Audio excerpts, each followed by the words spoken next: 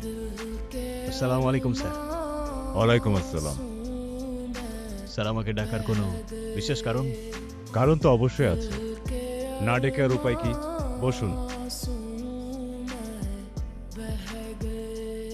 শুনেছি আপনি গ্যারেজে কাজ করার পাশাপাশি মানুষের সঙ্গে নাকি অনেক ঝামেলা জড়াচ্ছেন। আপনার জন্য মানুষের অনেক সমস্যা হচ্ছে। ঠিক কাদের সমস্যা হয় সেটা বললে বুঝতে একটু সুবিধা হতো স্যার। আমি শুনেছি আপনার জন্য এই শহরে অনেক ক্রাইম রেট বেড়েছে। আপনি হয়তো ভুল ইনফরমেশন পেয়েছেন স্যার, কিংবা যার থেকে ইনফরমেশন পেয়েছেন তাকে বলবেন প্রমাণ সহ সামনে আসতে, তাহলেই সব কিছু ক্লিয়ার হয়ে যাবে ইনশাল্লাহ। এই ন্যায় অন্যায় ডিসাইড করার আপনি কে? আপনি কেন আইন নিজের হাতে তুলে নিচ্ছেন? আমরা কেন আছি এখানে? আইন, আপনি ঠিকই বলেছেন স্যার। আইন নিজের হাতে নেবার আমি কি? আপনি তাহলে মানুষকে বলুন আমার কাছে না এসে আপনার কাছে আসতে।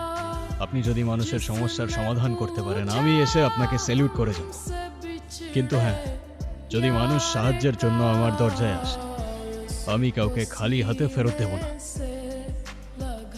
আমি কি যেতে পারি স্যার?